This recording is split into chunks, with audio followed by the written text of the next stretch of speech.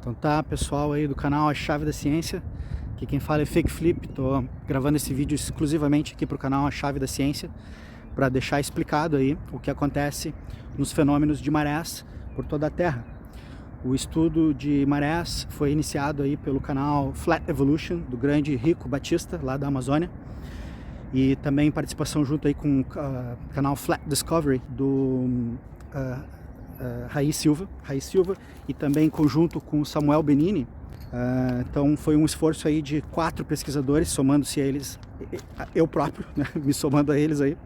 Então nós 4 aí nos últimos 3, 4 anos estivemos aí pesquisando a respeito do assunto de marés, e orgulhosamente agora aqui no canal A Chave da Ciência venho apresentar aí também em nome deles, tá, o que acontece nas marés de toda a Terra, tá? Para quem tem aí um certo conhecimento sobre as marés, sabe que as teorias de gravitação da Lua e também as teorias de diamagnetismo do Sol não explicam o que acontece nas marés, por vários motivos, uma série de motivos. Dentre eles, o principal é a incidência do Sol e da Lua. As marés não variam de acordo com a incidência de ambos os astros, deveriam variar. Então, quando os astros incidem na zona sul, Trópico de Capricórnio, as marés deveriam ser obrigatoriamente maiores nessa região e menores no norte. E o contrário também, quando incidem ao norte, na região do Trópico de Câncer, deveriam ser obrigatoriamente maiores lá e menores na zona sul. No entanto, isso não acontece, tá? As marés, elas acontecem de forma normal em cada local. Em cada local da Terra tem as suas marés. Por exemplo, no Oceano Atlântico, no Atlântico Sul, as marés são grandes na região de Comodoro Rivadavia, e elas são sempre grandes ali na região de Comodoro Rivadavia. Porém, no Rio Grande do Sul, elas são quase nulas. No Rio Grande do Sul do Brasil, as marés são quase nulas. Já no Rio de Janeiro e Nordeste do Brasil, elas começam a ter um certo tamanho, cerca de 2 metros. Então, cada local tem o seu tamanho de maré determinado, não mudam, variam de acordo com as fases da Lua. É bem verdade que de acordo com as fases da Lua, as marés variam um pouco. Elas ficam maiores na fase nova e também na fase cheia. Porém, não variam com a incidência da Lua. A Lua muitas vezes incide no norte, muitas vezes incide no sul, incidindo sempre numa região tropical. E a mesma coisa o Sol, incidem sempre numa região tropical. Porém, justamente na região tropical é onde elas são menores. As marés são menores na região tropical do que nas regiões acima dos trópicos ou abaixo dos trópicos. Enquanto no Brasil elas são em torno de 2 metros, no Rio de Janeiro, Espírito Santo, todo o nordeste do Brasil. São um pouco maiores em Macapá e Belém, chegando ali aos 3 metros. Na região do Caribe, elas são praticamente nulas. As marés no Caribe não passam de 40, 30 centímetros. São realmente muito pequenas as marés na região do Caribe. E lá acima do Trópico de Câncer, elas então são gigantes, na Baía de Fundy. Então não tem nada a ver com a incidência nem do Sol nem da Lua. As marés na Baía de Fundy chegam aos 13 metros, contrariando totalmente isso. E não variam de acordo com a incidência. Mesmo que o Sol ou a Lua estejam incidindo na zona sul, continuam gigantes na Baía de Fundy ou aqui mesmo na Inglaterra. Aqui na Inglaterra também são gigantescas as marés na região de Bristol e Liverpool, chegando lá a 12 metros de maré de variação naquela região. Aqui onde eu vivo a variação é cerca de 5 a 6 metros.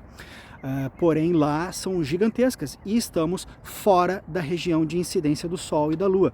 Portanto, quem conhece um pouco sobre marés não cai nessas teorias. Então, graças aí ao Rico, tivemos então uma nova perspectiva, e as pesquisas então foram elaboradas, e nós descobrimos que embaixo do oceano, o oceano está repleto de sal, tá? O oceano está repleto de salinas, lagos de sal, desertos de sal, planícies de sal.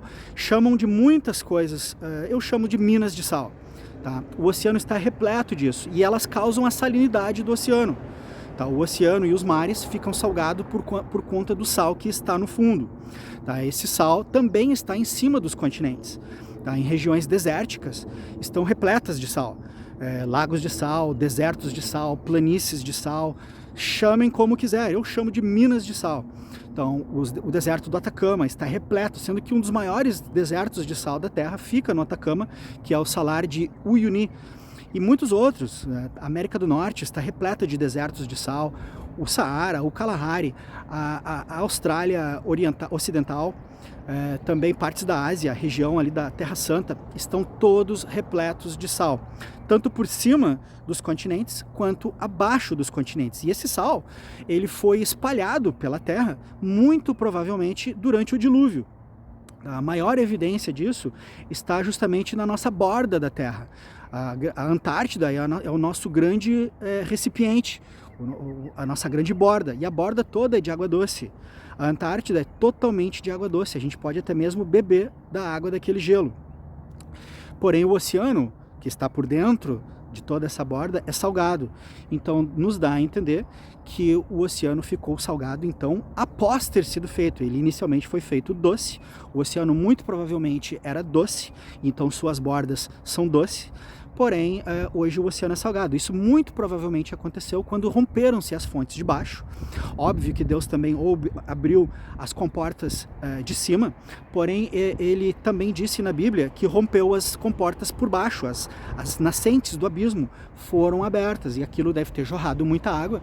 E o sal que estava por dentro da terra, e até hoje ainda está dentro da terra, muito sal está por dentro da terra, por dentro das montanhas, por debaixo do nosso subsolo. Quando cavamos e encontramos sal, antes de encontrar o petróleo está o sal. Enfim, em vários locais da Terra as minas de sal estão por debaixo da terra também.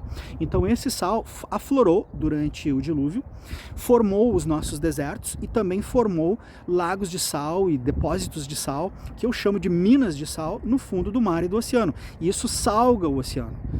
Isso salga da mesma forma que os lagos ou mares, que eu chamo de mares, mas os pseudocientistas chamam de lagos, como é o caso do Mar Morto, eles chamam de lago. É um mar realmente, né? Mar Cáspio, Mar Morto, o Great Salt Lake nos Estados Unidos, que eles chamam de lago, na verdade também é um mar. O Popó na América do Sul, o Chott El Djerid na África, o Retba em Senegal e tantos outros. Todos eles são mares fechados. Porém, os nossos pseudocientistas chamam de lagos. Não vamos entrar nessas questões agora. No meu canal eu tenho uma explicação a respeito desse assunto. Mas eles são salgados porque são depósitos de sal gigantescos. São depósitos gigantescos, e temos a mesma coisa em todas as partes dos oceanos e mares, com exceção do Báltico. O Mar Báltico aqui na Europa, ele é quase doce. A salinidade do Báltico é em torno de 0,8 a 0,2%, dependendo de onde. Ele fica mais salgado nas proximidades do Estreito, junto com o Oceano Atlântico, no Mar do Norte, aqui próximo de mim. Então ali naquela região tem 0,8%, porém no interior do Mar Báltico não tem quase nada de sal. O Báltico ele congela no inverno e nós podemos colocar o carro em cima do Báltico e atravessar da Finlândia para a Estônia. Muito facilmente, inclusive as pessoas fazem isso. Então o Báltico ele não tem sal por debaixo dele. Apesar dele receber muita água de rios, e os pseudocientistas também afirmam que os rios trazem o sal, isso não é nem um pouco verdade. Ele recebe muita água, provavelmente é o mar mais abastecido por rios de toda a Terra, e no entanto ele é quase doce. Ele é abastecido de sal pelo Atlântico, ali na região dos Estreitos da Dinamarca. Então isso nos dá a entender que o sal que está no fundo salga a água. E se não fosse uma injeção permanente de água, e aí entra o assunto de marés, É impossível falar de marés sem falar do sal, pois as marés justamente controlam esse sal. As marés então são nada mais, nada menos do que uma injeção intermitente de água, juntamente com uma injeção perene de água. Nós temos uma injeção perene de nascentes perenes que estão por toda a Terra, inclusive abaixo do nível do mar, no fundo do mar, também temos nascentes perenes, porém temos também muitas nascentes intermitentes. E essas nascentes injetam água doce de forma intermitente, causando marés nos locais onde elas existem. E isso explica muita coisa. Isso explica inclusive por que não tem marés no Báltico. Não existem marés no Báltico, não existem marés em todo o lado oriental. O lado oriental do Mediterrâneo também não tem marés.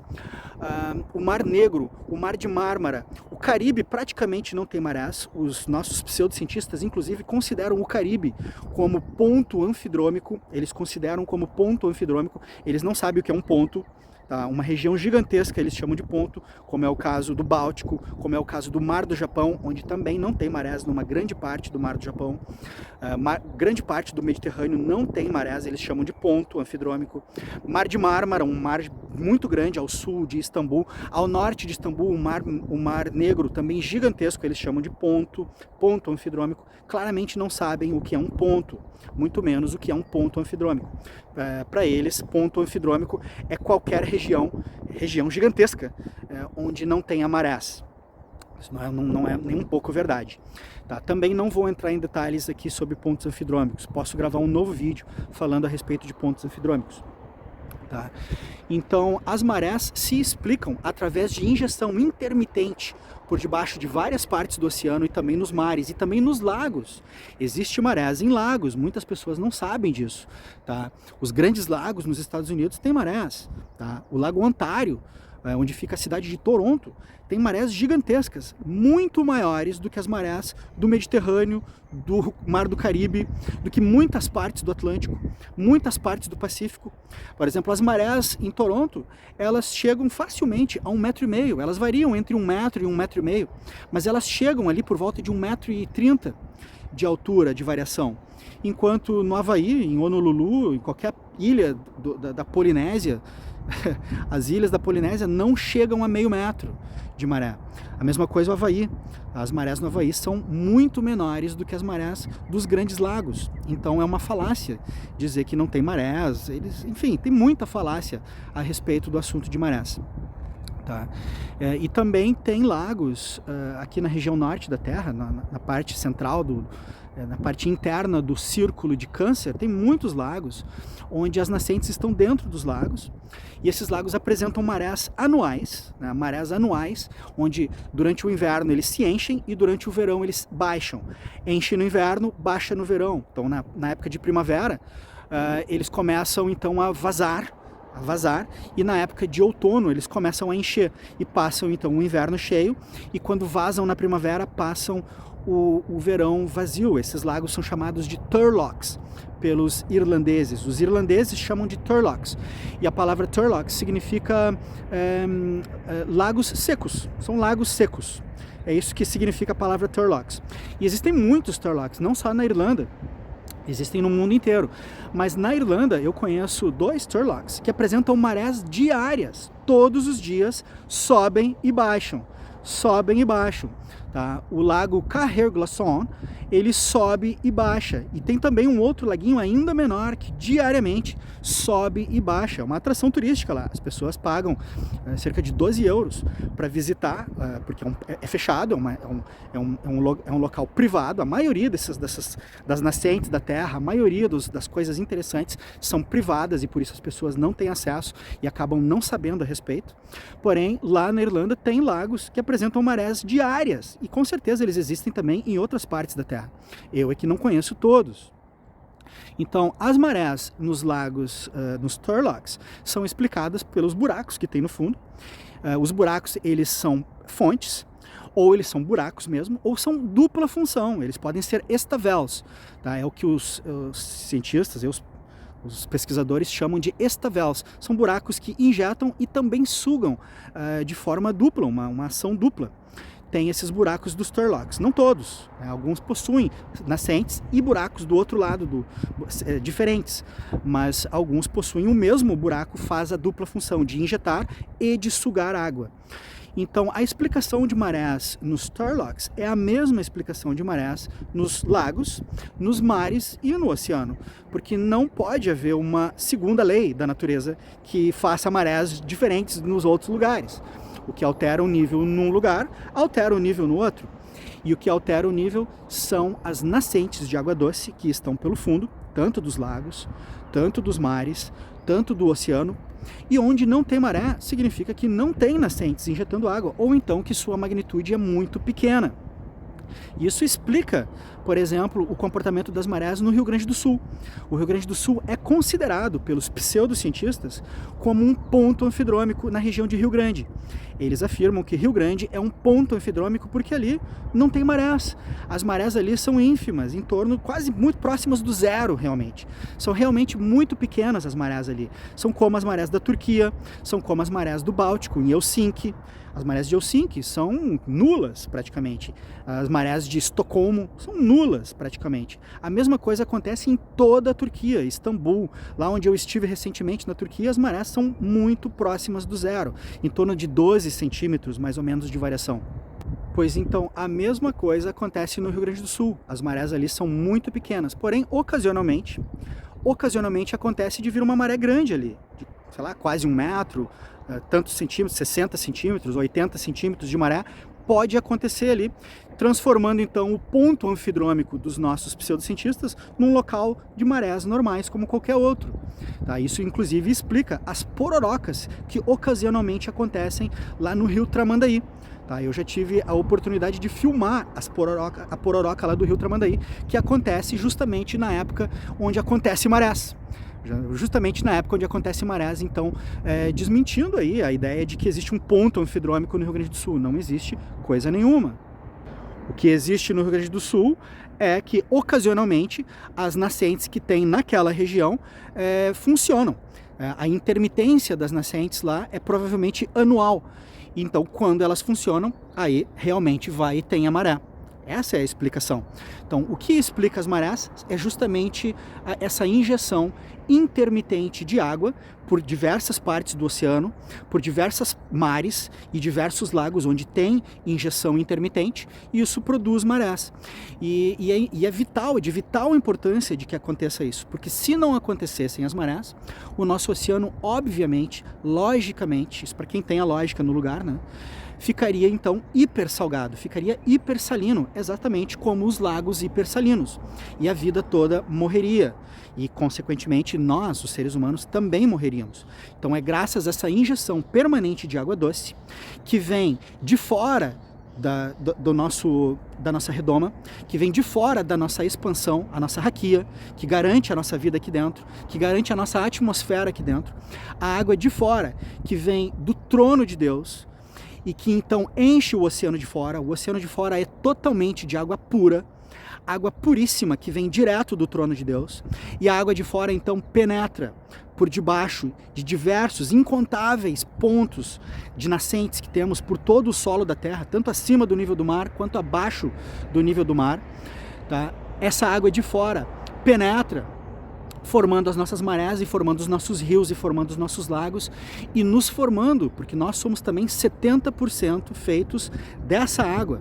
Para quem nunca pensou a respeito do assunto, para quem nunca refletiu a respeito da origem da própria água do próprio corpo, a origem da água dos rios, dos lagos, a origem da água da chuva que evapora dos lagos e dos rios e dos mares, a origem de toda a água é justamente o oceano de fora, o oceano primordial, a água que flui do trono de Deus. Essa é a origem de toda a vida na Terra. Todos os organismos vivos possuem água. Sem a água não existe vida. E a origem da água e a origem da vida é o trono de Deus do lado de fora da nossa Terra, no oceano primordial. Essa é a explicação para a água, essa é a explicação para a injeção intermitente de água, e essa é a explicação para as marés nos nossos mares, lagos e oceanos. E também é a explicação para a ausência de marés em várias partes da Terra, tanto mares quanto lagos e oceanos, também podem apresentar uma ausência de marés.